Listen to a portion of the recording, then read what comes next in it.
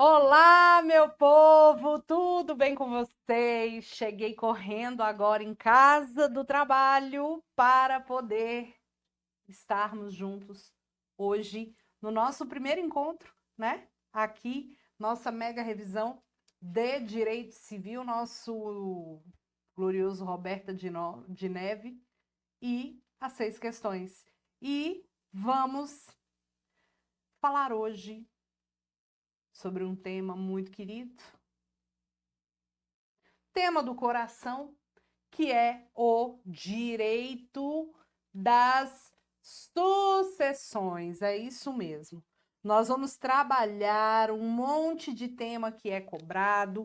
Espero que você que está aí acompanhando a gente já esteja mega preparado com o seu material na mão para a gente poder fazer os nossos desenhos, nossas anotações. Eu vou até incluir aqui mais slide em branco para a gente poder fazer um monte de anotação linda, maravilhosa desse tema tão querido, tá? Beijo para todo mundo aí que está acompanhando a gente ao vivo. Beijo, beijo, beijo. O povo não começou? Não começou? Gente, eu estava no trânsito, cheguei agora. Beijo para todo mundo que está aí ao vivo acompanhando a gente. Deixa eu só abrir aqui meu material. Porque, né, gente? Eu tô aqui, ó, na fé do Senhor, louca do pão. Peraí. Vamos lá. Bom, hoje é dia da gente conversar sobre sucessões, né? Então, vamos fazer os nossos esqueminhas do coração. Beijo pro povo do Maranhão, beijo pro povo do Rio, povo de Brasília, pessoal que tá aí acompanhando, Cuiabá, Rio Grande do Sul. Como que tá aí? Me conte. Tá tudo bem? Ficou tudo bem? Tudo bem não fica, né? Nunca. Eu acho que a gente nunca vai superar isso que aconteceu. Mas eu espero que a vida se restabeleça. E vamos lá. Quando a gente fala de sucessão, alguns temas são muito queridos de prova, de fato, né? A transmissão da herança, partilha de bens, questão relacionada à renúncia da herança, questão relacionada aos credores do herdeiro que renuncia, larga a herança de lado só para não pagar o que deve para os outros. Enfim, uma galera importante aí de assunto nessa parte de sucessões. Então vamos começar do começo? Vamos começar os temas do começo.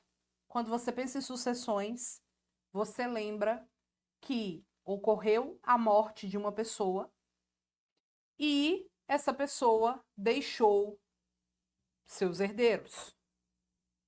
E esses herdeiros terão acesso à herança deixada pelo falecimento do sujeito. E como que a gente vai resolver todos os problemas? Do começo. Vamos aqui no nosso material. Vamos lá. Olha só. Falando aqui de herança, a gente vai lembrar que ocorrida a morte de uma pessoa, surge o fenômeno chamado herança. Essa herança deve ser partilhada entre os herdeiros do morto. E é óbvio que essa partilha deve seguir determinadas regras. Veja, então, que é um esquema simples.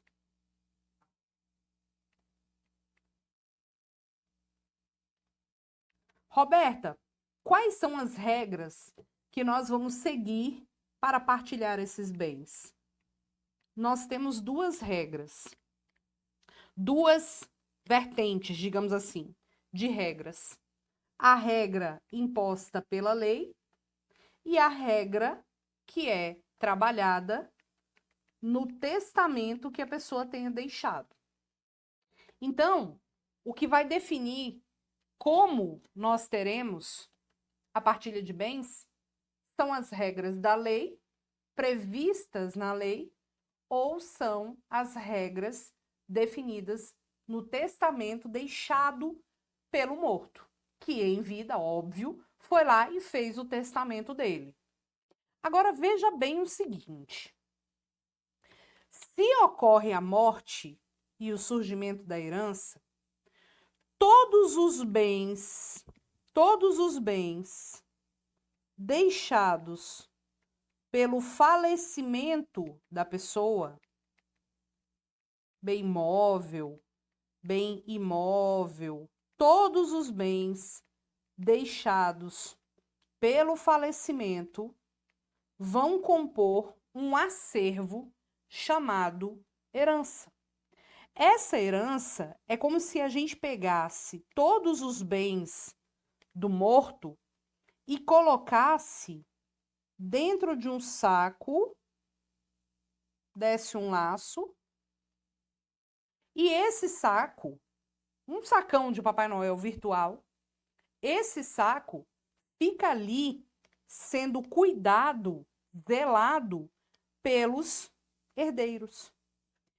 Cada herdeiro segura aqui, ó, um pedacinho dessa herança. Cada herdeiro segura um pedacinho dessa herança. Então, a gente vai observar que com a morte existe um princípio básico, que é o princípio da Saizine, que transmite imediatamente a posse e a propriedade dos bens aos herdeiros. Isso quer dizer, virtualmente falando, que esses bens são todos reunidos, a gente coloca tudo junto, e esses bens serão vistos como um todo único e conjunto. Um todo único. E aí, no final das contas, cada herdeiro fica ali segurando o saco. Fica ali segurando o saquinho de bens, um pouquinho, cuidando, todo mundo cuidando conjuntamente. Porque quando a gente pensa na herança, e eu vou te explicar isso para você entender um aspecto bastante relevante, quando você pensa na herança em si, considerando todos esses bens conjuntamente, você vai lembrar que a herança é caracterizada como sendo um bem imóvel, por disposição da lei. Isso aqui, na verdade, está no artigo 80 do Código Civil. A lei trata como sendo bem imóvel. É uma universalidade. A herança é caracterizada como uma universalidade de bens, tá? E ela é indivisível.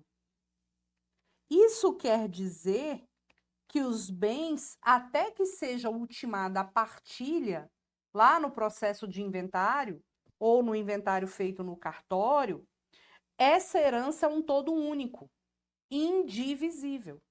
De modo que cada herdeiro desse, preste atenção agora, de modo que cada herdeiro desse não é dono de um bem específico. Cada herdeiro é dono de uma cota parte. O herdeiro rosa, aqui, ele tem um quarto. O herdeiro roxo tem um quarto. O herdeiro verde, ele vai ter um quarto. E o herdeiro laranja, por sua vez, terá a cota de um quarto. Então, cada herdeiro tem uma cota. Se cair na sua prova que João morreu, deixou 4 casas e 4 filhos, Eu não posso deduzir que cada casa será para um filho. Não posso. Porque cada bem que compõe o acervo é visto como uma parte do acervo e não a herança em si. De modo que cada herdeiro tem uma cota e eu não posso definir que o herdeiro tem um bem específico. Eu vou observar, então, que o herdeiro, olha só, não poderá alienar bem específico da herança. Não pode. A pessoa não pode vender um bem específico da herança. Não pode, porque ele não é dono de um bem específico. Você só pode vender o que é seu. O que não é seu não pode ser objeto de alienação. Então, nesse caso, eu não posso alienar um bem específico, porque eu não sou dona de um bem específico, mas eu sou dona de uma cota. Nesse exemplo que eu dei para você aqui, a gente tem uma cota de 1/4, porque a gente desenhou aqui 4 herdeiros. Então, cada herdeiro aqui poderá, olha isso que legal, poderá alienar sua cota. Imagina um herdeiro rosa aqui que queira alienar a cota parte dele. Ele pode. Ele pode alienar a cota. O bem específico não, mas a cota pode. Ah, eu tenho direito a 1/4 da herança. Eu quero transferir esse 1/4 para outra pessoa. Eu posso? Posso. Essa alienação, você sabe que alienar significa vender, que é uma alienação onerosa, ou doar, que é uma alienação gratuita.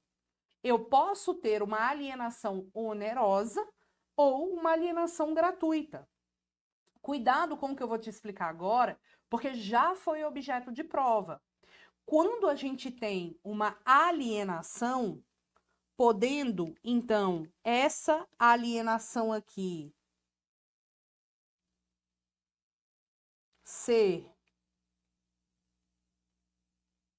gratuita ou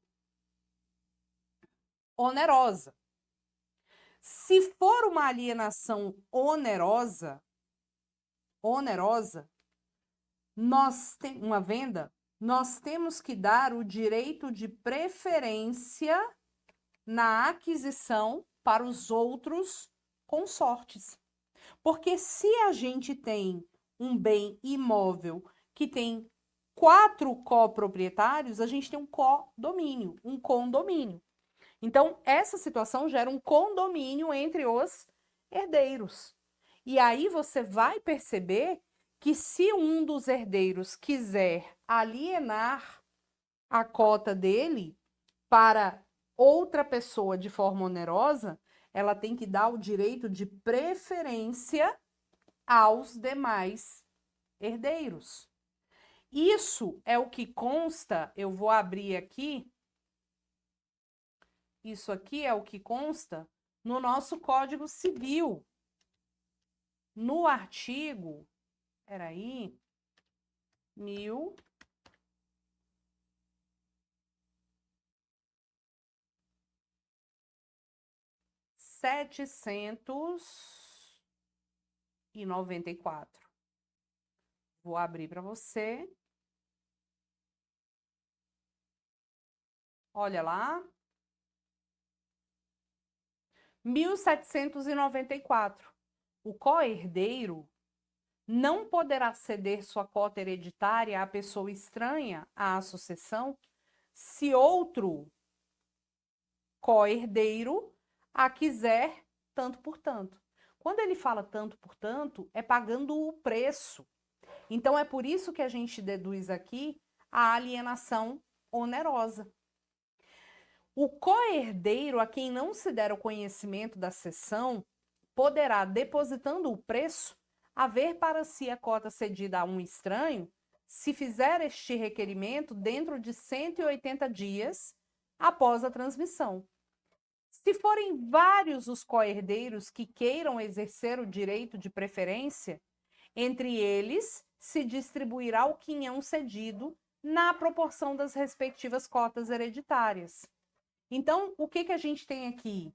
Se o herdeiro rosa quiser ceder a cota dele para uma pessoa de forma onerosa, ele deve dar a preferência para os outros herdeiros. Isso é o que dispõe o 1794. Ele vai perguntar para o roxo, para o verde, para o laranja se querem receber aquele bem e pagarem o preço. Se mais de um quiser, ou todos os três quiserem, a cota de 1/4 será dividida igualmente entre os três e cada um paga o seu valor. Agora, se a gente não exerce o direito de preferência, não respeita, 180 dias para adjudicar aquela cota. Então, se esse herdeiro laranja aqui, por exemplo, percebe que a cota foi alienada para um estranho, ele pode depositar o valor e, dentro de 180 dias, falar, eu quero essa parte para mim. Porque para mim não foi dado o direito de ciência e exercício do meu direito de preferência. Tudo bem? Na sua prova, você também pode encontrar como sinônimo de preferência preempção. Então, a gente pode falar em direito de preferência ou direito de preempção. Beleza? Volta lá no material, então, se quiser, dá o print nesta telinha aí, tá? Vamos seguir o bonde. Agora, olha só. Falando aqui da parte de sucessões, eu quero que você lembre também uma coisa. A banca pode cobrar da gente questão de abertura de inventário. Quanto tempo? E a questão da renúncia? E a questão da aceitação?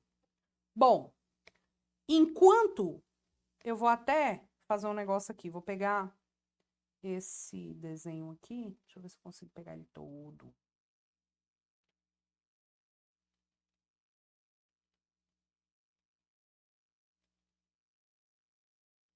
Consegui.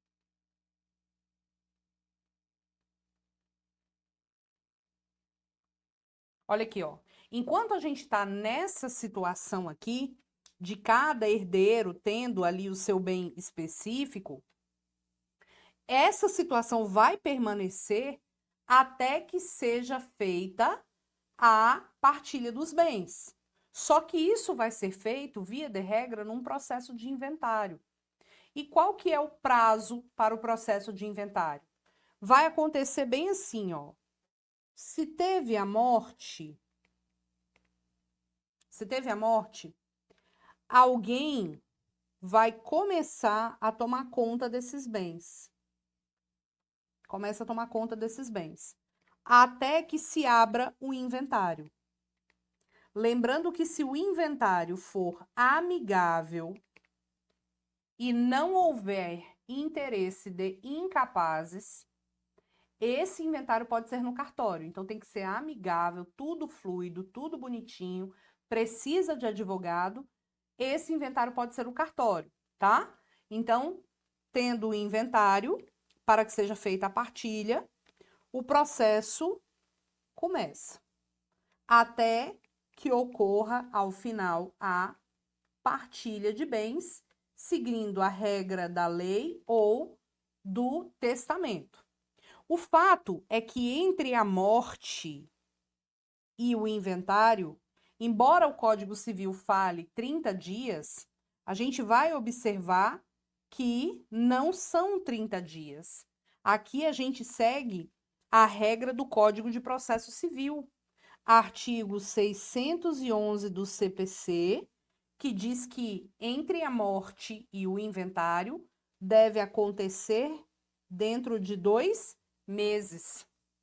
Durante esse período aqui, quem toma conta da herança é chamado de administrador provisório, tá?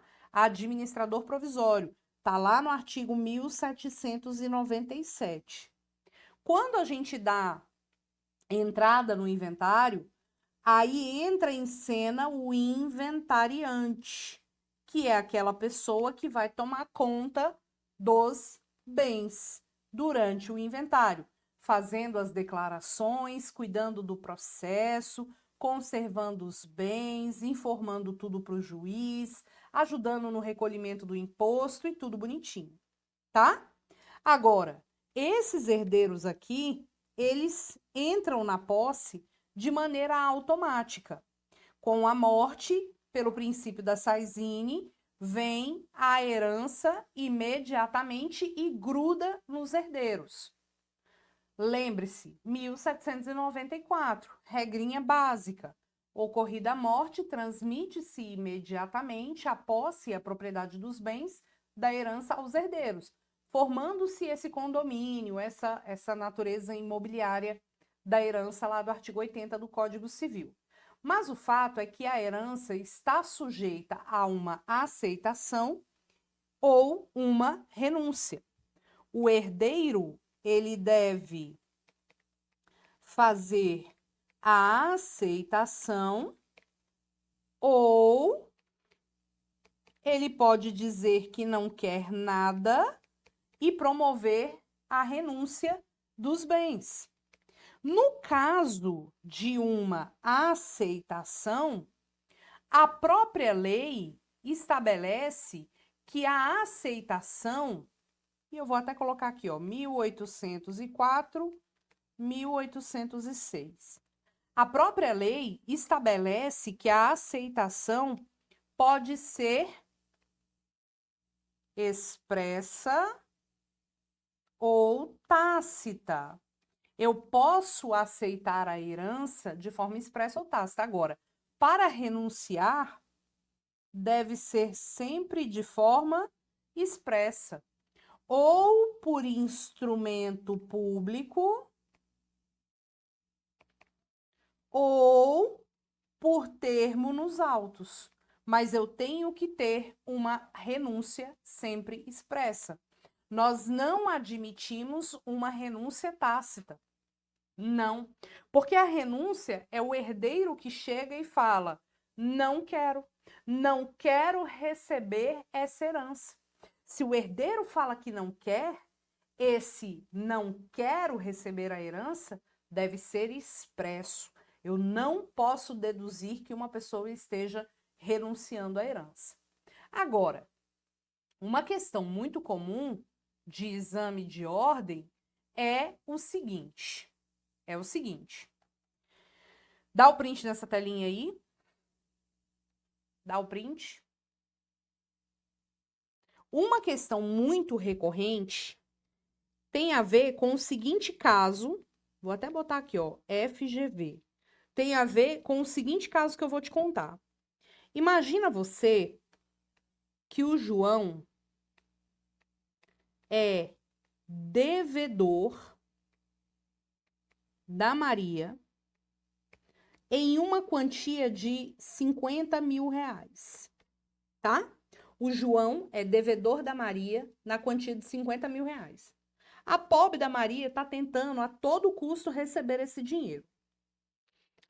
Na estrutura aqui da situação, o pai do João tem o João,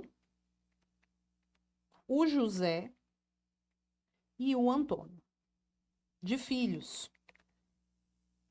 O pai do João deixa uma herança de 500 mil. Ai, vou fazer a conta aqui para dar certinho, tá? 300 mil reais para os filhos.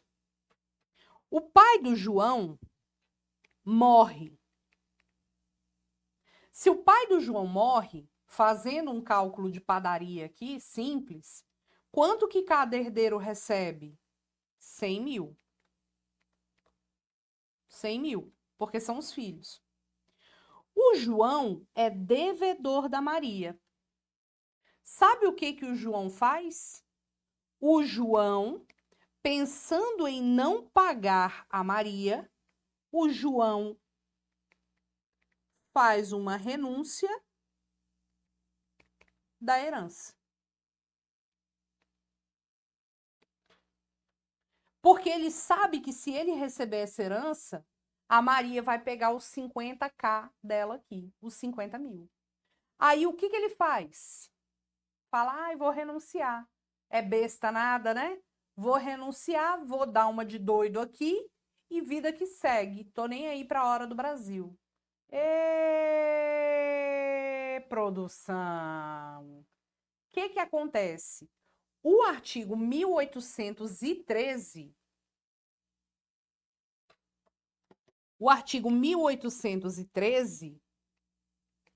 sabe o que ele define? Ele diz assim: a Maria, que é a credora,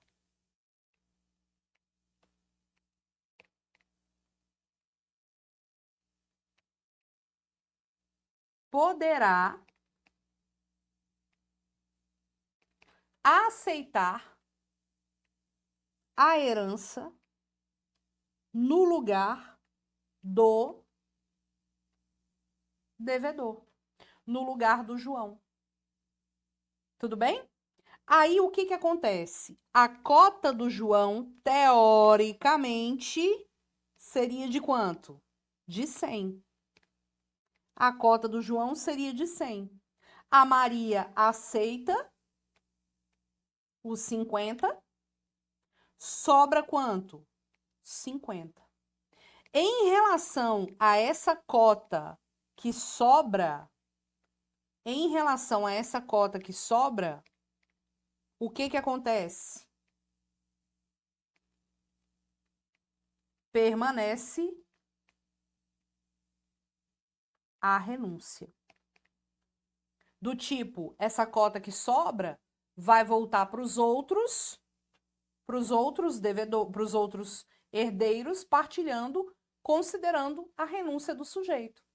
Só que a Maria, ela tem que promover essa aceitação em 30 dias contados da ciência dela que o devedor renunciou. Entendeu? Então, a Maria, ela pode aceitar, o credor pode aceitar a herança no nome do devedor, pode aceitar a herança no nome do devedor, desde que faça observando o prazo de 30 dias a partir do momento que se tem ciência. Esse tema, para quem anda fazendo as questões de prova aqui, é cativo, né? Todo mundo sabe que esse tema é muito cobrado. Então, tome nota desse slide também, já escreve aí pra gente.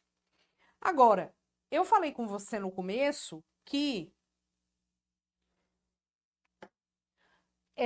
a regra de partilha pode ser por testamento ou pelas regras legais.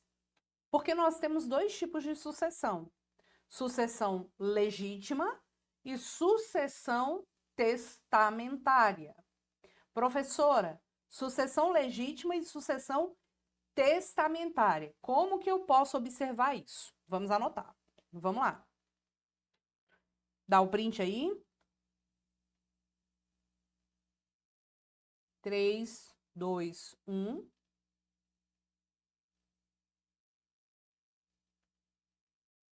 Vamos lá.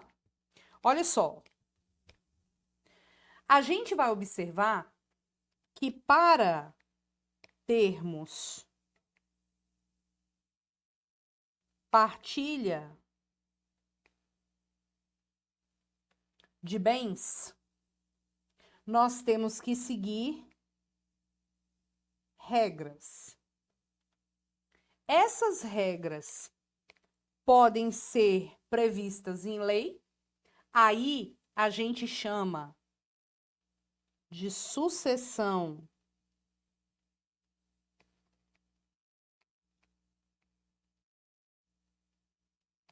legítima, ou pode seguir o testamento.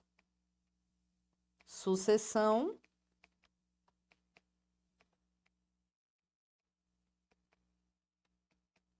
testamentária, tá?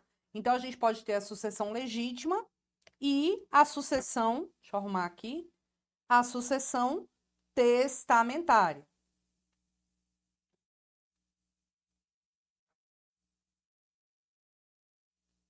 Vou botar mais para cá assim, para não ocupar muito espaço. Sucessão legítima e a sucessão testamentária. A sucessão legítima é aquele modelo de sucessão que segue as regras da lei. E a sucessão testamentária, ai, gente, vou apagar aqui e vou abreviar, tá?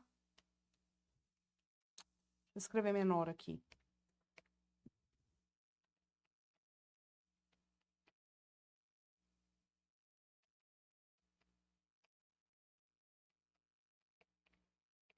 A sucessão testamentária segue a regra do testamento deixado pelo morto.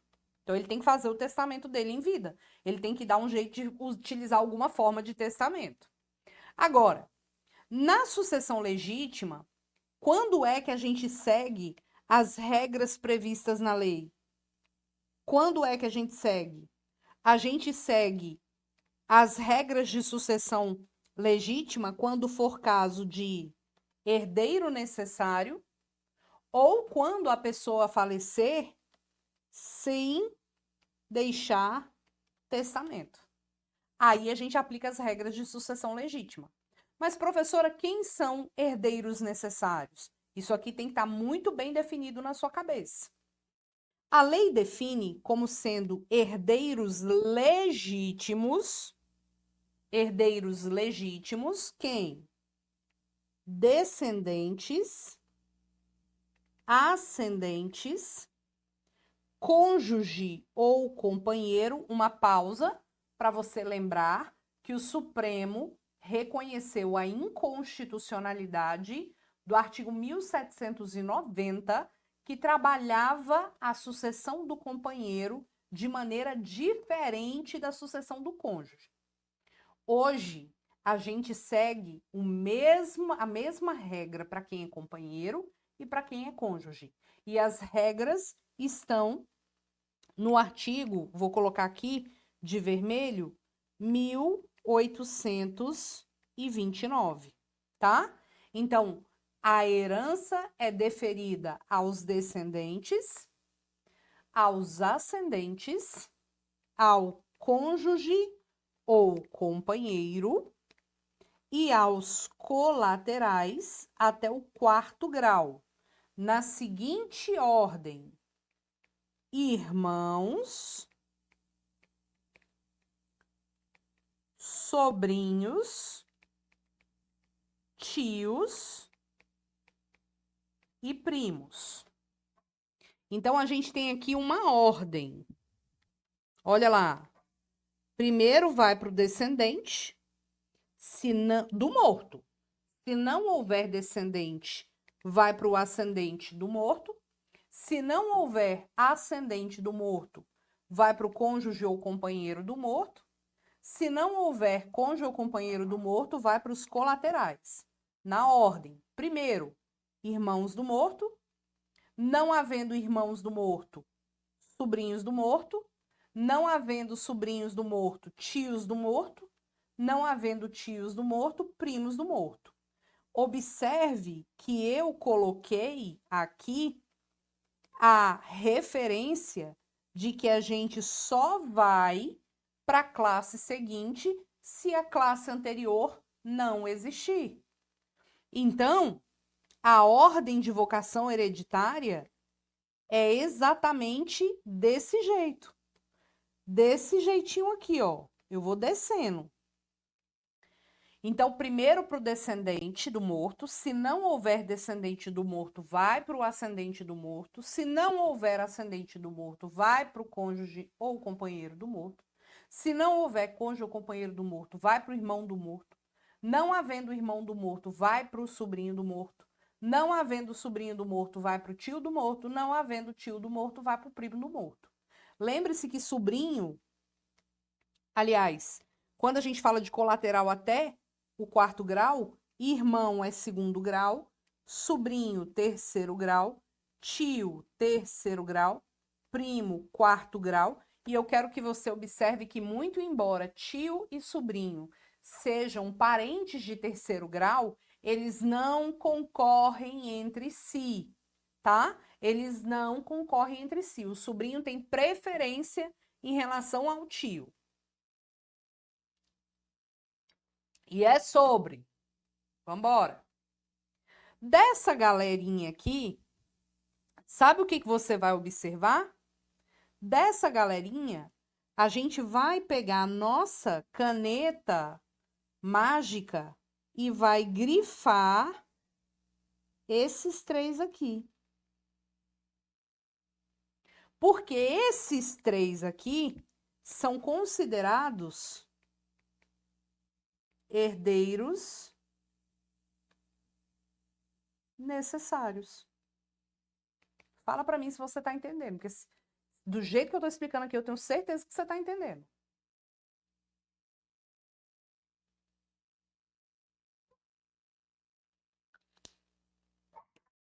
Ok? Tudo bem? Então, são considerados herdeiros necessários. Todo mundo aqui é herdeiro legítimo, mas herdeiro necessário é somente descendente, ascendente, cônjuge ou companheiro. E o porquê disso? Porque sempre é possível fazer testamento. Olha que interessante. Sempre pode ter testamento.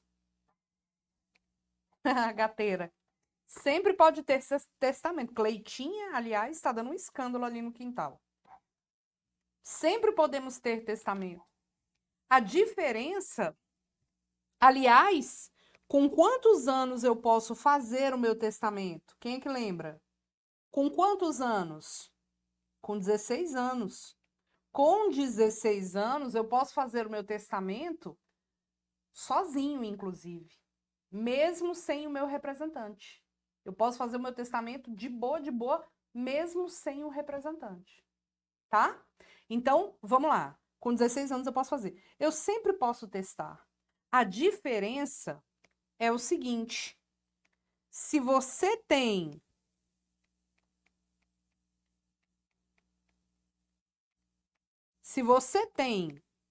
herdeiro necessário, você só pode dispor 50% dos seus bens. Porque se você não tiver herdeiro necessário, você pode dispor 100% dos seus bens. Entendeu? Porque é como se a gente pegasse a nossa herança e ela fosse uma bola assim, né? O nosso patrimônio. A gente divide no meio. De um lado, a gente tem... Deixa eu pintar aqui.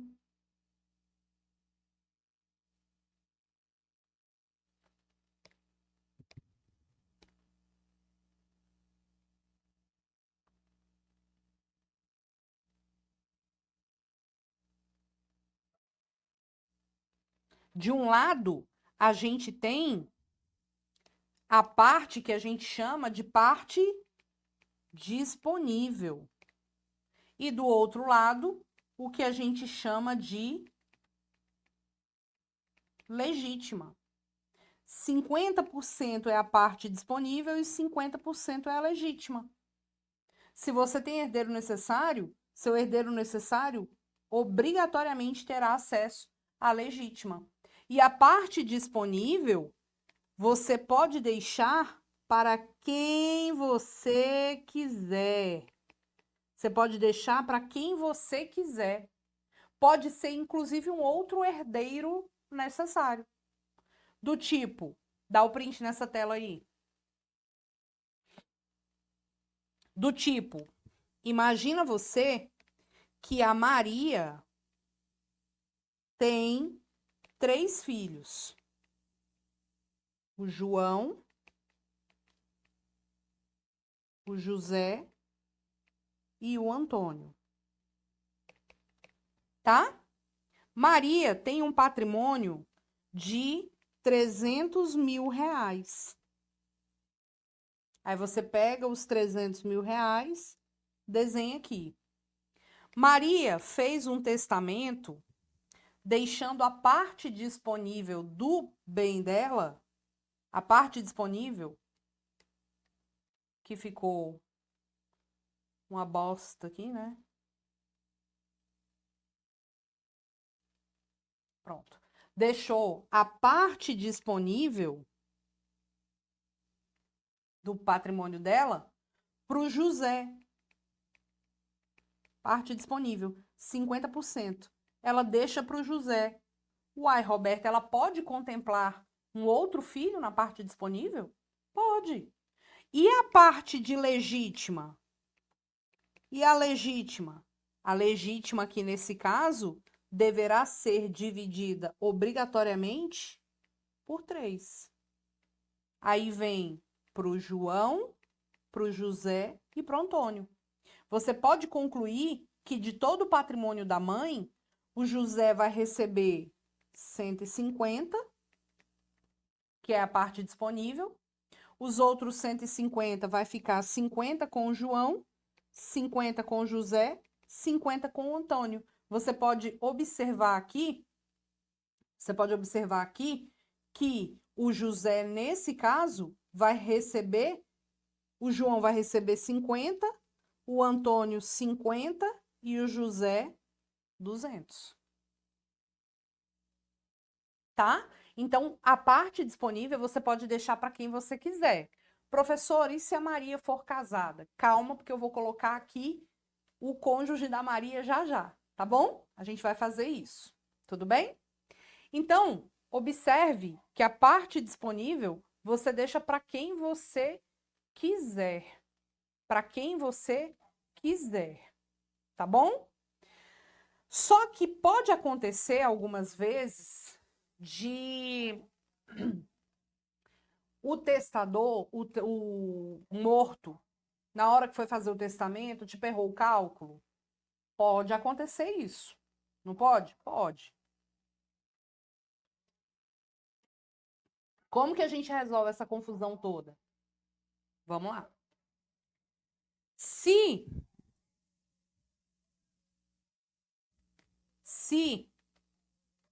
alguém faz o testamento, fala aí para mim, gente, vocês estão gostando da aula, me manda. Se alguém faz o testamento,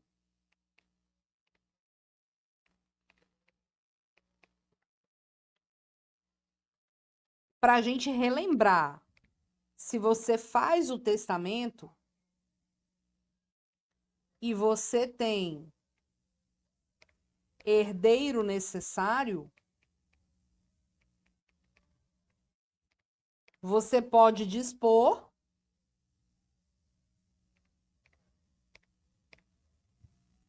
se você tem herdeiro necessário, você pode dispor 50%. Se você não tem, você pode fazer 100%. Aí, olha esse caso. Só para a gente relembrar, quem são os herdeiros necessários? Descendente, ascendente, cônjuge ou companheiro. Agora, vamos lá. Presta atenção. Caso que foi cobrado pela FGV. Vou contar a historinha aqui para você. A FGV colocou uma questão que era mais ou menos assim. Maria não tinha herdeiro necessário, foi lá e fez o testamento, deixando 100% dos seus bens para sua prima Joana. Entendeu? Ela fez esse testamento. 3 anos depois, porque a vida passa, a vida segue, né? Ninguém morre. Ah, fiz meu testamento e morri. Não, pelo menos não é normal. Não é comum, digamos assim. Normal pode até ser, não é comum. Mas, 3 anos depois, Maria fica grávida. Nasce o José, filho da Maria. E a Maria morre no parto. O que rola nesse caso aqui? O que rola aqui? Veja, quando ela fez o testamento, realmente ela não tinha herdeiro necessário. O herdeiro necessário surgiu depois. Olha o herdeiro necessário que surgiu depois. Nasceu José e ela morreu no parto. Quando você faz o testamento, dispondo seus bens para alguém, e depois surge um testamento, surge um herdeiro necessário, o que o juiz vai fazer quando pegar esse testamento da Maria? Qual vai ser a saída aqui? Qual vai ser? Rompimento do testamento. A gente rasga o testamento. Vai ser um caso de rompimento deste testamento. A gente, ó, rasga o testamento.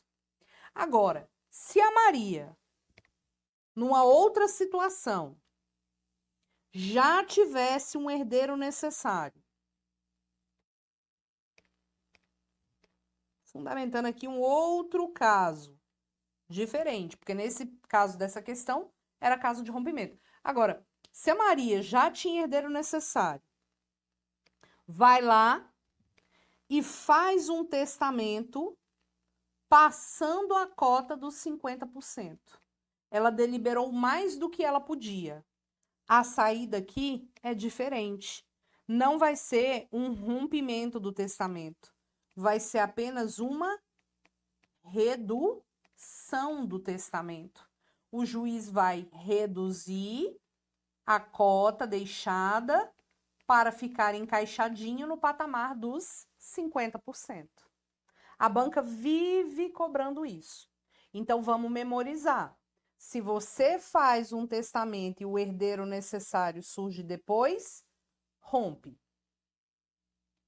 Se você já tem herdeiro necessário, faz um testamento ultrapassando a cota, o juiz reduz. Tudo bem? Vai ser apenas um caso de redução da disposição testamentária. Mas, prof, quais são as formas de testamento que nós temos? Eu posso fazer meu testamento, beleza, já entendi. Mas quais são as formas que eu posso testar?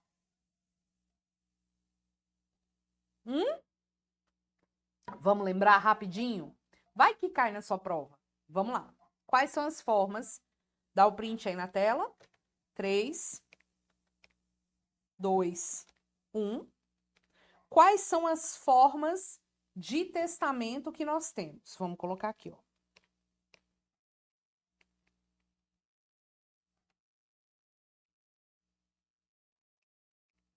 Os testamentos.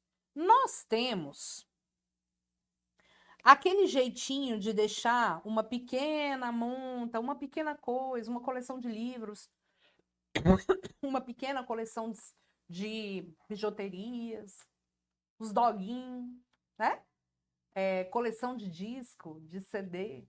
A gente tem o codicilo. Codicilo é uma pequena deixa testamentária. Agora, quando você quer fazer uma disposição mesmo, real, oficial, aí você tem que pensar no testamento bonitinho. Nós temos duas formas de testamento. As formas ordinárias, que são as formas normais, tradicionais, e a forma especial, as formas especiais, que são formas que são utilizadas de maneira muito especial mesmo, tá? Forma ordinária de testamento, nós temos 3. E formas especiais, também 3. Forma ordinária, nós podemos ter o testamento público, o testamento cerrado e o testamento particular. O testamento público, aliás, só para deixar bem bonitinho aqui, o testamento público tem previsão no 1864, o cerrado no 1868, o particular no 1876. O público é aquele que é feito, você faz no cartório, você vai chegar lá, vai falar tudo o que você quer, o tabelião vai reduzir tudo a termo, vai fazer o registro, ele vai ser lido perante 2 testemunhas, lembrando que a pessoa cega só pode testar de forma pública, ok? O cerrado, você leva tudo redigido, do jeito que você quer, você faz do jeito que você quer, o cartório só vai promover o registro, você já leva pronto. Aí o cartório vai lacrar com uma costura, por isso que a gente chama de testamento cerrado, e vai ler apenas o registro perante 2 testemunhas. Porque o que você quer colocar no testamento, você já levou pronto e você deixou lá bonitinho, bonitinho, registradinho, lacrado. O cartório só vai registrar que existe um testamento, ele não vai ler o que tem lá dentro, vai ler o registro perante as testemunhas e vida que segue, tá? Agora, o testamento particular é aquele que você vai fazer, né, de forma particular mesmo, de próprio punho, e vai ler perante 3 testemunhas. É a forma mais precária que você tem. Agora, as formas especiais estão no 1876, não, minto, 1886. São formas especiais de testamento, tá? Quais são essas formas? Nós vamos ter o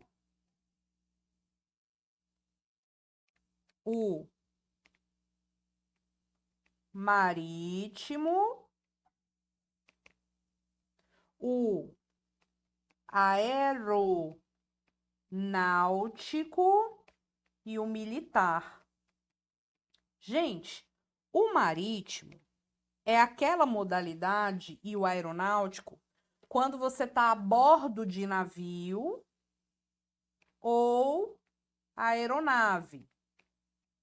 Aí você está lá fazendo sua viagem, são formas especiais porque são situações realmente excepcionais. Você está bem lá muito tranquilo fazendo sua viagem, aí você pensa, porra, vou morrer agora. Ai. Você vai chegar para, no marítimo, o comandante, que vai fazer as vezes de um cartório, e 2 testemunhas. No avião, o comandante não pode sair lá da cabine, senão o avião cai. Então, você vai chegar para a pessoa indicada pelo comandante, na presença de 2 testemunhas. E esses dois aqui, serão registrados no livro de bordo, no diário de bordo. Tá bom? O militar é para os militares que estejam lá servindo, estejam em guerra, campanha, atuação. Aí imagina, a pessoa toma um tiro ou explode uma bomba, ela acha que ela vai morrer. Ela pode fazer o testamento ou ela está lá em guerra, campanha, acha que vai morrer e faz o testamento. Nesses casos aqui, é só para os militares e também na presença de duas testemunhas. Veja que se o militar estiver indo a óbito, é a única forma de testamento oral que nós temos. A única forma de testamento oral que nós temos é o testamento militar. Lembrando que a pessoa que volta para o estado, né, normal, ela não morrendo em 90 dias para essas modalidades, marítimo, aeronáutico e militar, o testamento perde o efeito. A gente fala que o testamento caduca. Se a pessoa desembarcar, voltar e puder fazer o testamento de forma ordinária, no passados aí os 90 dias, perde a eficácia, tá bom? Tem que morrer na viagem. Morre na viagem. Ok? Lembrando a idade que podemos fazer o nosso testamento. Qual que é a idade mesmo? Aos 16 anos, mesmo sem o representante, tá bom? Só para você lembrar quais são os atos que o menor com 16 a 18 pode fazer sem o representante. Testamento, ser testemunha, aceitar contrato de mandato, 666 do Código Civil. Vamos lá, dá o print nessa tela, segue o bonde. Aí, gente, a gente vai lembrar da redação do 1829. O 1829 é o artigo que fala da ordem de vocação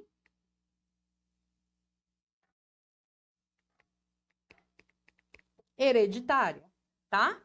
Ordem de vocação hereditária. Vamos relembrar quais são os herdeiros e qual a ordem? Ocorrendo a morte, primeiro a herança será deferida aos descendentes. Aliás, eu vou até escrever. Primeiro aos descendentes. Não havendo descendentes, a herança vai para os ascendentes. Não havendo ascendentes, cônjuge ou companheiro. Não havendo cônjuge ou companheiro, vai para os colaterais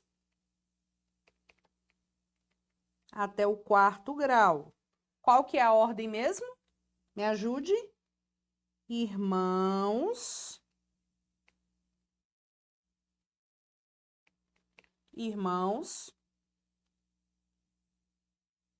sobrinhos, tios e primos. Irmão, 2º grau, sobrinho, 3º grau, tio, 3º grau, primo, 4º grau. Tio e primo, embora sejam 3º grau, não concorrem entre si. Pois muito que bem.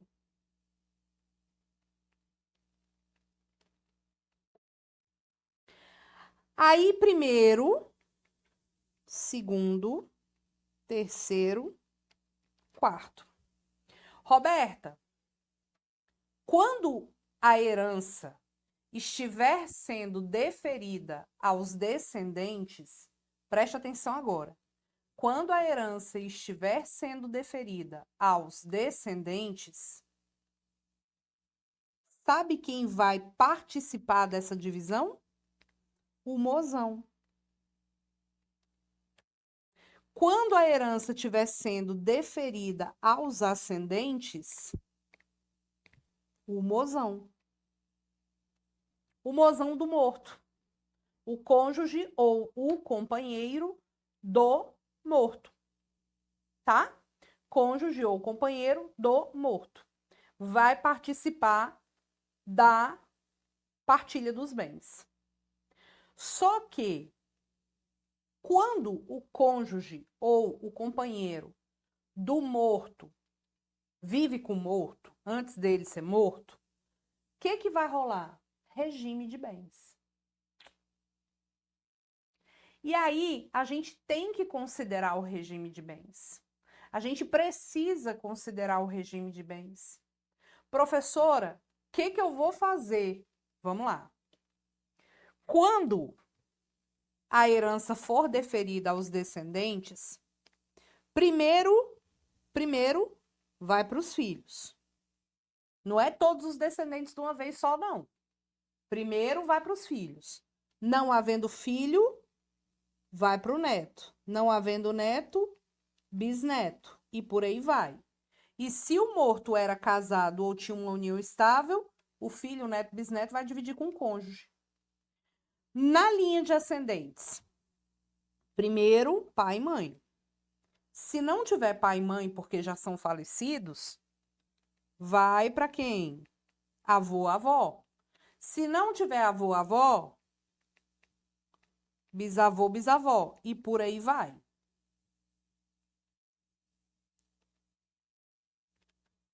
Só que o mozão, a gente vai ter que pensar no regime de bens, tá? A gente vai precisar pensar no regime de bens. Esse mozão, se ele for receber sozinho, porque não tem descendente ou não tem ascendente, ele recebe sozinho qualquer que seja o regime que ele era casado. Tá? Com o cônjuge e o companheiro do morto concorrendo com o pai, mãe, avô, avó do morto, ele também vai receber qualquer regime. Então, se eu sou casada na comunhão universal e eu morri, deixei meu pai e minha mãe, meu cônjuge vai dividir a minha herança com meu pai e com a minha mãe, mesmo casado na comunhão universal, qualquer que seja o regime. Porque essa problemática de regime só começa quando a gente está concorrendo o mozão com os descendentes do morto. Porque aqui a gente vai fazer uma divisão. A gente vai considerar quando que sim divide e quando que não divide. Basicamente, você vai observar o seguinte: não vai dividir na comunhão parcial de bens, sem bens particulares, na comunhão universal de bens e na separação obrigatória de bens. Nesses 3 pontos não concorre, ou seja, se a pessoa era casada na comunhão universal de bens, o cônjuge sobrevivo não vai dividir com os descendentes do morto, não vai. Se ocorre o casamento na comunhão parcial de bens com bens particulares, na separação convencional de bens e na participação final nos aquestos, ele vai partilhar. Só que eu preciso que você compreenda, preste atenção aqui agora, por que que em cada um desses regimes aqui, ó, não concorre. Porque ele já tirou a parte dele ou porque a lei não quer que concorra. Então, dá o print nessa tela, que eu vou fazer uma tela aqui para a gente falar do regime de bens, já antecipando a questão do regime de bens, tá? Mas não precisa desesperar, Josi. Começou a complicar agora. Não precisa desesperar, tá bom? Vamos seguir. Preste atenção aqui. Vou pegar minha régua, porque eu tenho aquele toque,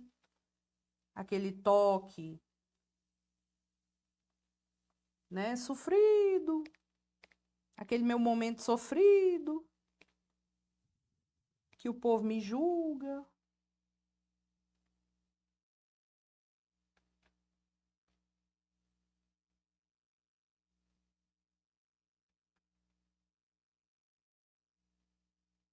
Gente, eu fiz curso de apresentação para fazer um material bonito para vocês. Me valorizem.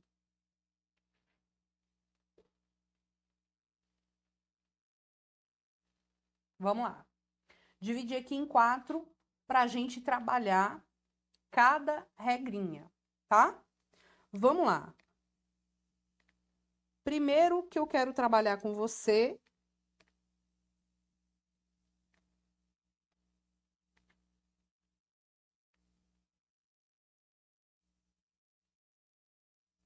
é o regime da comunhão parcial de bens.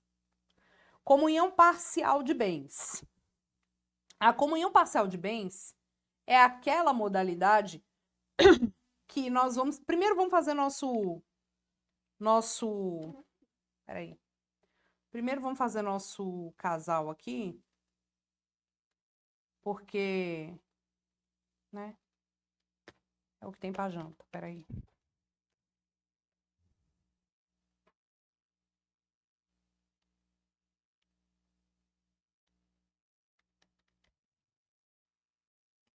Peraí, gente.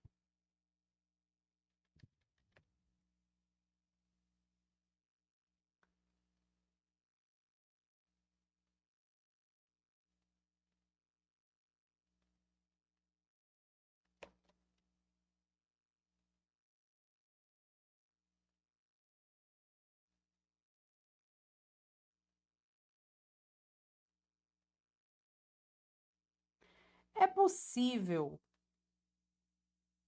casamento homoafetivo? O que você me diz? Sim ou não? É possível? É possível união estável homoafetiva? Também, de boa, tá? Então vamos lá. Olha que lindo. Coloquei aqui vários modelos de casal para você observar que consideramos justa toda forma de amor, né? Então vamos lá. Na comunhão parcial de bens, basicamente, a gente tem uma situação antes do casamento e uma situação, vou botar aqui de azul, depois do casamento. Então, o marco aqui é o casamento. O que a gente tinha antes e o que a gente tinha depois. De fato, na comunhão parcial de bens, o que for adquirido onerosamente na constância do casamento é dos dois. Então, olha o que a gente vai ter aqui. Pode ser que cada um tenha seus bens particulares, representado aqui pela linha laranja, e pode ser que eles tenham um patrimônio comum, representado aqui pela linha azul. Ou pode ser que nenhum tinha merda nenhuma antes de casar, nem nada de particular. E os dois angariaram apenas o patrimônio comum. Tá vendo? Então, o que você tem antes é chamado de bem particular. E o que você adquire depois é chamado de bem comum. Mas o que você adquire depois de forma onerosa. Então, quais são os exemplos de bens comuns? Bens comuns. FGTS, o FIGETS. Herança não, perdão. O que você ganha de loteria é bem comum. Tá? Ganhou na loteria, é dos dois. O dinheiro que tem lá no FGTS é dos dois. A herança que você recebe ou a doação que recebe só para você, mesmo que depois do casamento, é bem particular, porque não é adquirido de forma onerosa. Tá? O aluguel sobre bens particulares é bem comum. Divide, já caiu isso aqui na prova do OAB. Ah, eu tenho um apartamento que é só meu, é bem particular meu. E eu alugo e guardo o aluguel. Ao longo do casamento eu fui guardando o aluguel, agora eu vou divorciar. É nosso. É uma poupança dos aluguéis, é nosso, vai ter que dividir por 2, tá? Então, a questão aqui da comunhão parcial de bens é isso. Você pode ter bens particulares, como você pode ter bens comuns, tá? Também é particular o que você tinha antes do casamento. Na comunhão universal, a ideia é que é tudo que tinha antes e tudo depois é dos dois. É dos dois. Porque aqui a gente vai ter a categoria tão somente de bens comuns. Tudo que se tinha antes e tudo que se tinha depois. Tá vendo? Na separação de bens, eu tenho 2 tipos de separação: a separação convencional de bens e a separação obrigatória de bens. Aqui a gente tem até uma atualização legislativa para fazer, né? Porque o que acontece aqui? Na separação de bens, deixa eu botar logo aqui o coração representando o momento do casamento. Na separação convencional e na separação obrigatória de bens, a gente já vai ter aquele bem que é particular, tá vendo? É cada qual com seu cada qual.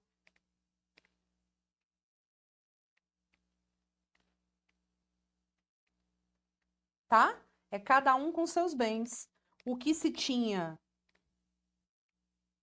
antes e o depois. Se o FGTS for referente, Eric, ao valor adquirido antes do casamento, aí é só seu, tá?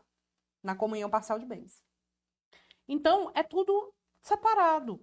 A diferença é que o regime da separação obrigatória de bens, ele é imposto para quem casa mediante causa suspensiva, quem necessitou de autorização judicial para o casamento e quem tem mais de 70 anos. Só que agora a gente tem uma decisão do Supremo que,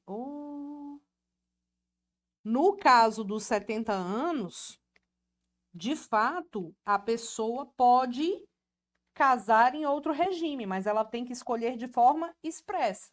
Se ela não fizer a escolha expressa, será a separação de bens, tá? E a participação final nos aquestos é um regime que dá uma margem de autonomia grande. O que você tem antes, o que você tem depois, é tudo separado, bonitinho, tá? Cada um com o seu cada um.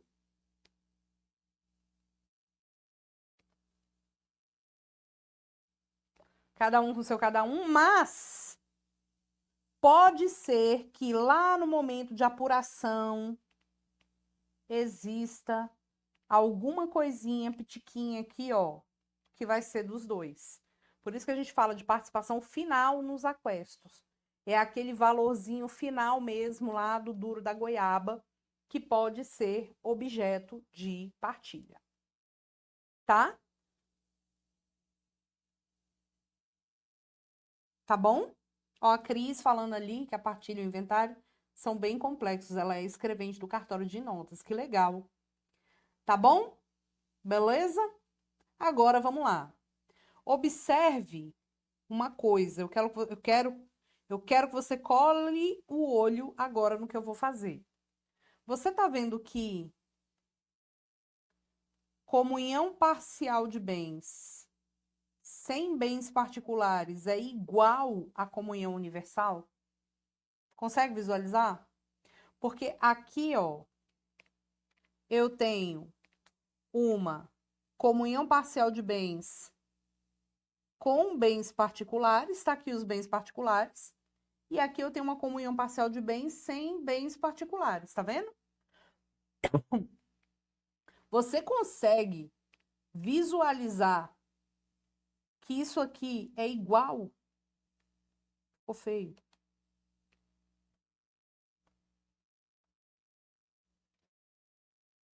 Consegue visualizar? E assim, é interessante você perceber que regime de bens é sempre utilizado ou para divorciar as pessoas,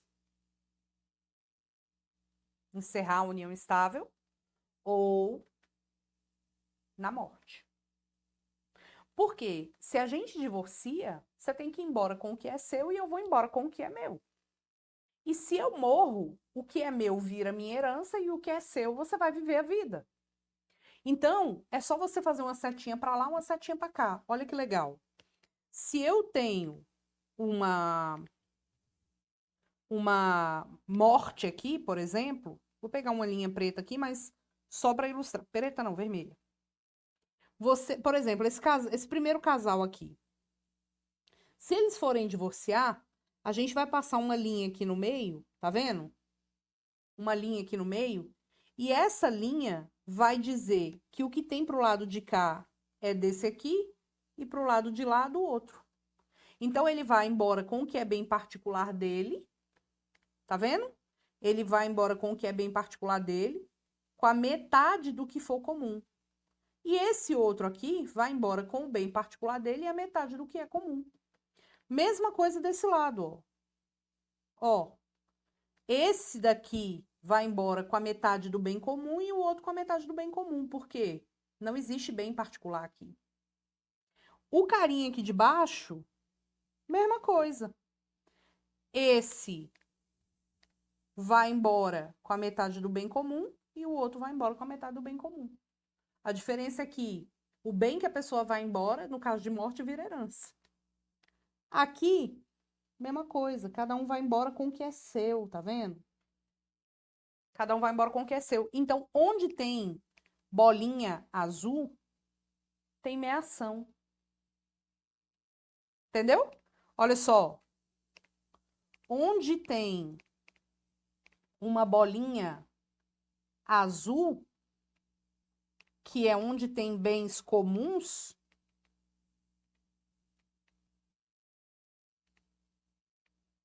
a gente passa a linha no meio, 50% para cá, 50% para cá. É o que a gente chama de meação. Meação. Tá vendo? Onde não tem bens comuns, não tem meação. É só onde tem a bolinha azul. Prof, a respeito do regime de bens acima de 70 anos. Vamos lá, só para recapitular.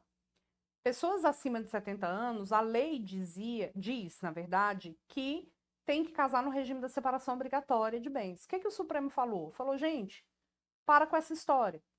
Se a pessoa quiser optar por outro regime, ela vai optar. Não tem problema nenhum, é legítimo, é legal, ela pode optar. Inclusive, quem já era casado nesse regime pode alterar o regime, tá? E aí, nesse caso, a gente vai observar... Ó a Siri falando aqui comigo. Não Se você quer... achar... Então, a gente vai observar que a pessoa acima de 70 anos, ela pode se casar. Não tem problema nenhum. E pode escolher o regime de bens. Agora, se ela não fizer uma escolha expressa por outro regime, ela vai casar no regime da separação de bens, tá?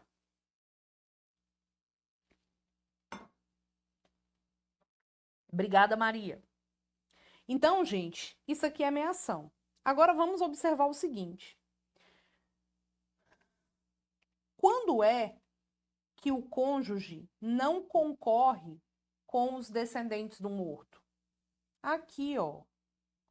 Primeiro porque essas duas situações são exatamente iguais.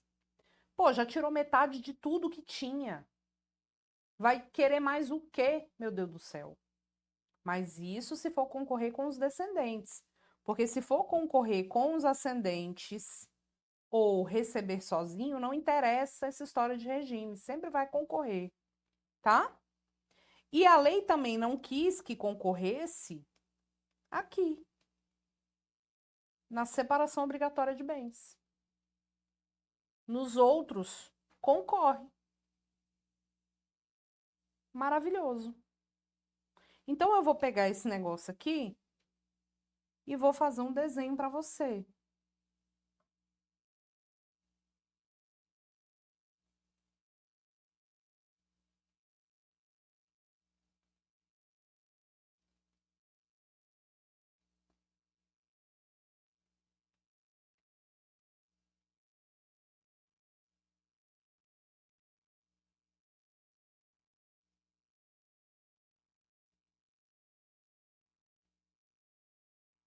Que eu tenho toque, né?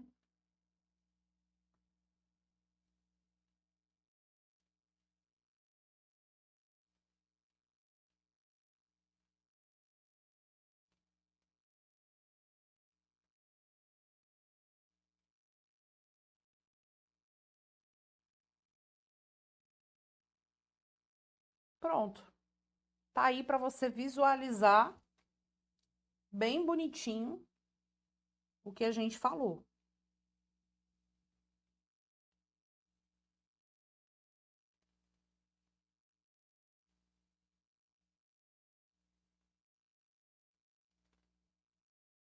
Tudo bem? Dá o print nessa tela aí. Agora, regime de bens, você sempre tem que analisar para poder resolver a situação do casal. Resolveu? Faz a partilha. Então, eu vou trabalhar com vocês aqui algumas opções, tá? Vamos aqui, ó. Por exemplo, imagina você, eu sempre mato a Maria, tá? A Maria está casada com o João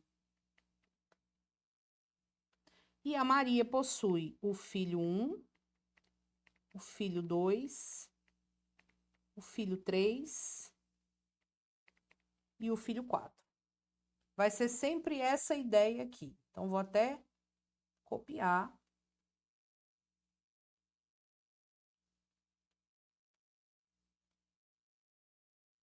Aqui. Então, vamos lá. Imagina você que a Maria está casada no regime da comunhão parcial de bens. Quando a prova colocar isso, você vai fazer o desenho. Aí a banca vai te falando: ah, a Maria tem um bem que ela já tinha antes do casamento. Então, eu venho e faço a bolinha aqui. Tá vendo? Se a banca te der valor, você coloca o valor. O João tinha um bem antes do casamento. Então, você vai pintar aqui. A gente combinou que o laranja é tido por bem particular, né? Então, eu pinto aqui. Aí ele vai falar assim: juntos, eles compraram um apartamento, suponha. Aí você vem e faz a bolinha azul no meio.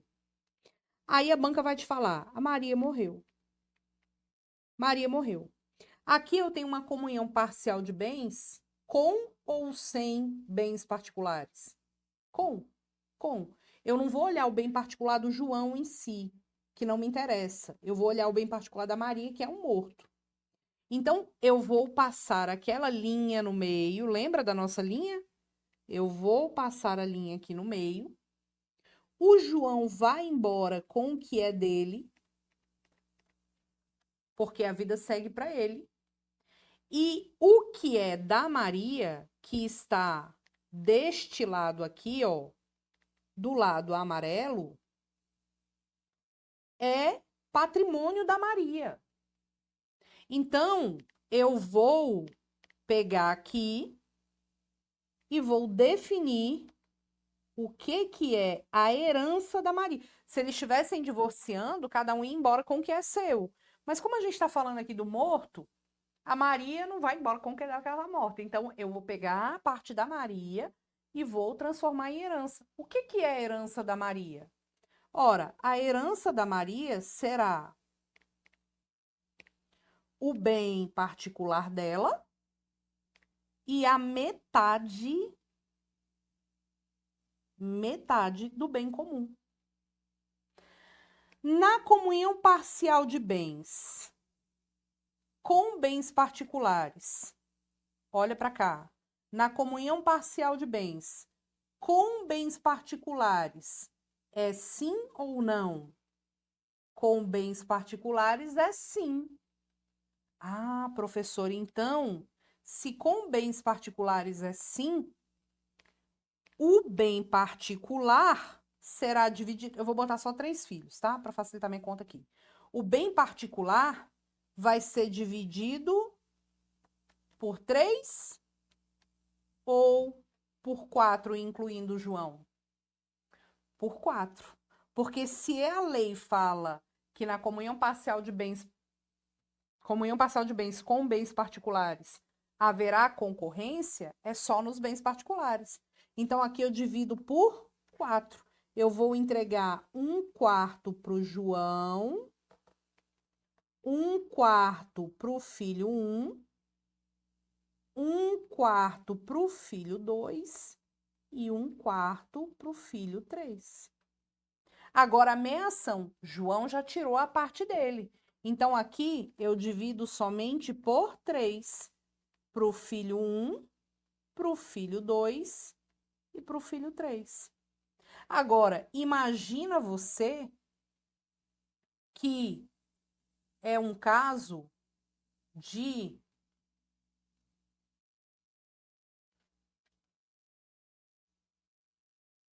Peraí, que o trem travou aqui. É o sofrimento, né, gente? Imagina você que esse caso aqui é um caso de... Vou tirar o filho 4. Maria, né? É um caso de comunhão parcial de bens, mas a banca fala assim: o casal não adquiriu nada antes do casamento. Na verdade, eles são casados na comunhão parcial de bens. Olha eu escrevendo CPC. Comunhão parcial de bens. E juntos, eles adquiriram o bem comum. Tá vendo? Não tem bem particular. O que eu vou fazer? Se a Maria morre, eu vou passar aquela linha no meio. O João vai-se embora com o que é dele, que é a metade. A outra parte, a amarela aqui, é da Maria. Se a Maria tivesse herança, a herança era patrimônio da Maria. Tá aqui, ó. Ó, a herança era bem particular. Então, se a Maria tivesse herança, certamente seria essa bola laranja. Então, o que eu vou fazer? Passar a linha no meio, vou definir o que é herança de Maria.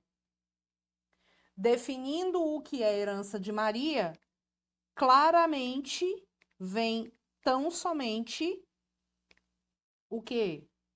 Metade do bem comum. Comunhão parcial de bens, nesse caso, sem bens particulares. Fala para mim. Sem bens particulares é sim ou não? É sim ou não? É não.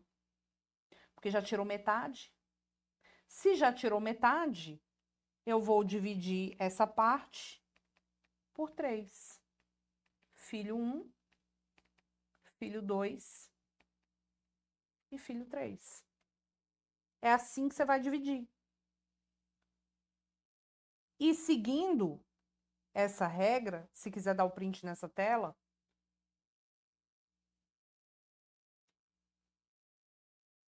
seguindo essa regra, vamos supor o mesmo caso aqui.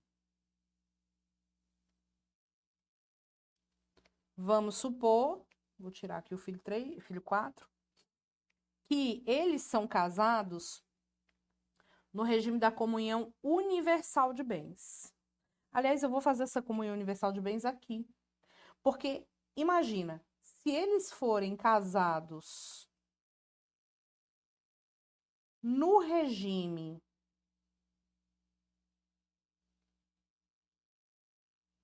da comunhão parcial de bens, ou da comunhão universal, perdão, gente, da comunhão universal de bens, o desenho é igual. Se for aqui, neste caso, a comunhão universal, o desenho é igual. Vai ter somente o patrimônio comum. Do patrimônio comum, a gente passa o risco no meio. João vai embora com o que é dele. A meação da Maria é a parte referente ao patrimônio dela, amarelinho. A herança da Maria é o quê? Metade, vou botar aqui, ó. Metade dos bens comuns. Comunhão universal ficou igual. Olha o desenho que a gente fez aqui, ó. Comunhão universal é igual a comunhão parcial sem bens particulares. Aí, nesse pedaço, eu vou pegar e vou dividir por 3, porque a saída é a mesma.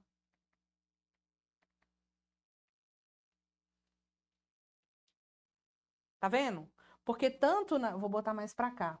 Porque tanto na comunhão parcial de bens... Comunhão parcial de bens, quanto na comunhão universal, a saída é igual.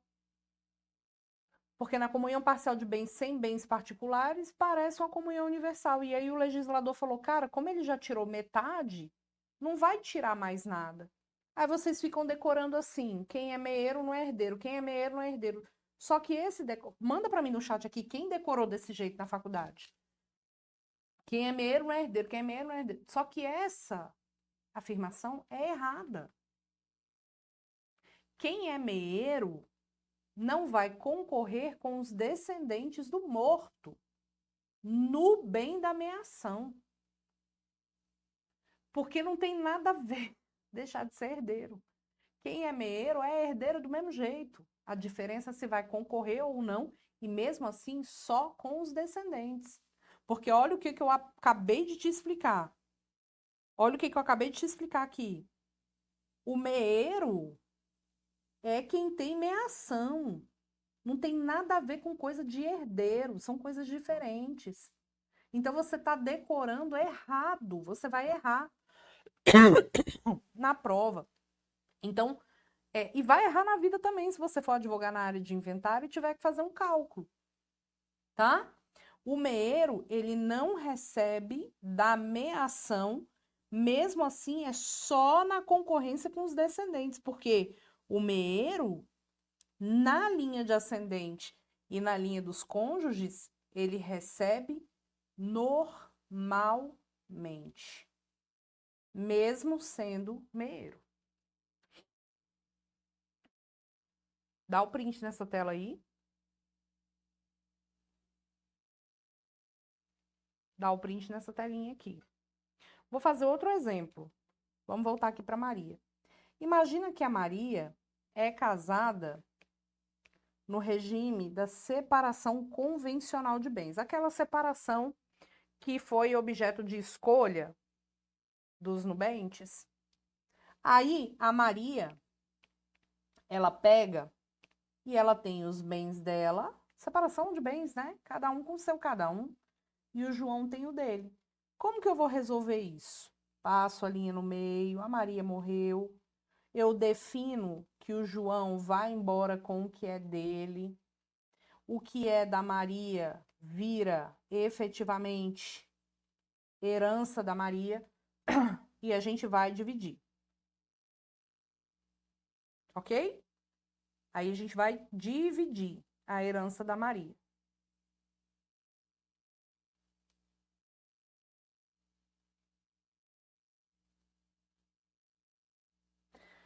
Eu vou dividir por quem? Separação convencional de bens, é sim ou não? Separação convencional de bens, é sim ou não? É sim ou não? É sim ou não? É sim ou não?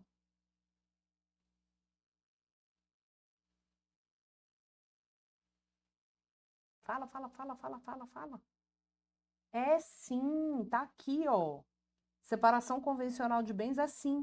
Então, nesse caso, eu vou dividir por 4. Eu vou entregar 1/4 para o João, 1/4 para o filho 1, 1/4 para o filho 2, 1/4 para o filho 3.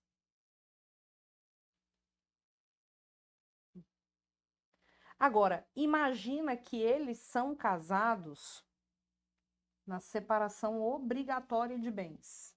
Obrigatória de bens. Aí tem aqui Maria, casada com o João, filho 1, filho 2, filho 3. Separação obrigatória de bens. Cada um com seu cada um, né? Cada um com seu cada um. Aí a Maria morre, coitada. Maria morre. O que que eu vou fazer? Vou passar o risco aqui no meio. O João vai embora com o que é dele. O patrimônio da Maria vira herança da Maria. E eu vou dividir por quantos? Vou dividir por quantos? Me conte.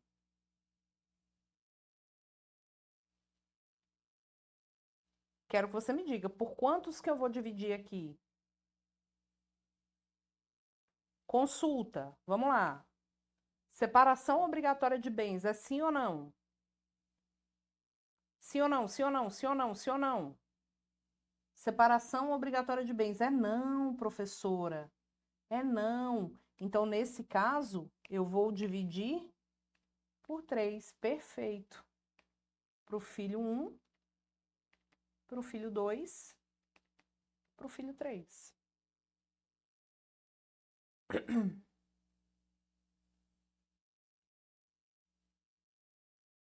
Tá vendo? Você sempre tem que observar o regime. E se a resposta é sim ou não para a pergunta de partilhar. Entendeu?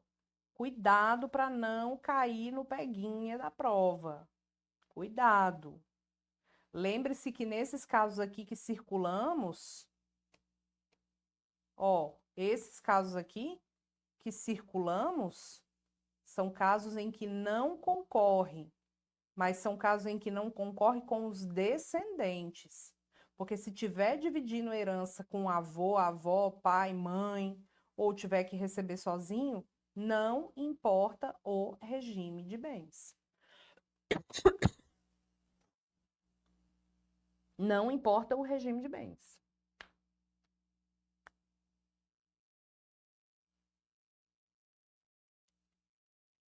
Tudo bem?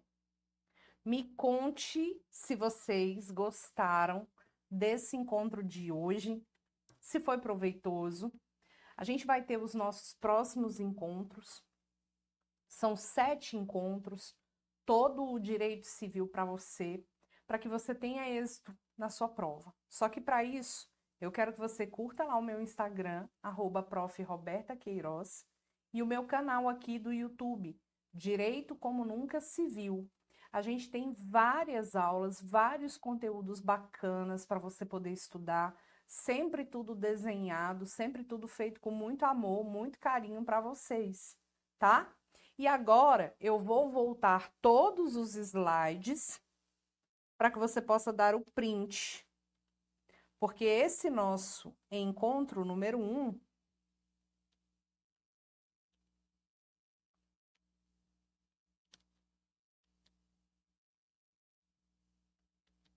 foi um encontro de sucessões.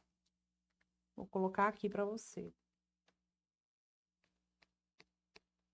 Encontro número 1.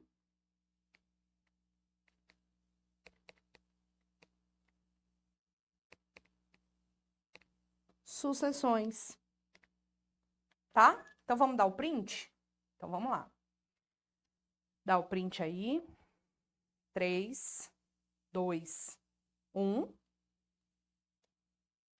3, 2, 1. 3, 2, 1.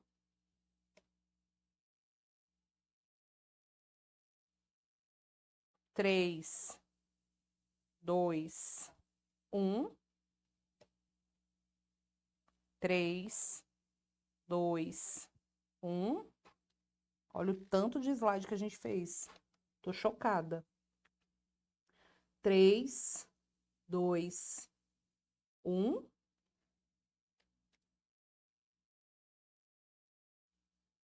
3, 2, 1.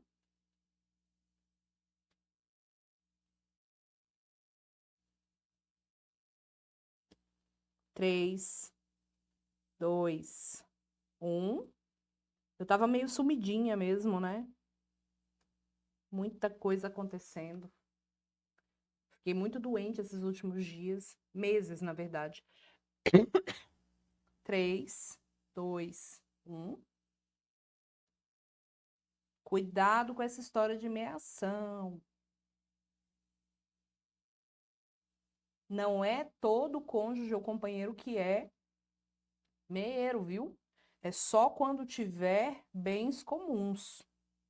Tá aqui, ó. Bem comum é só onde tem bolinha azul. 3, 2, 1.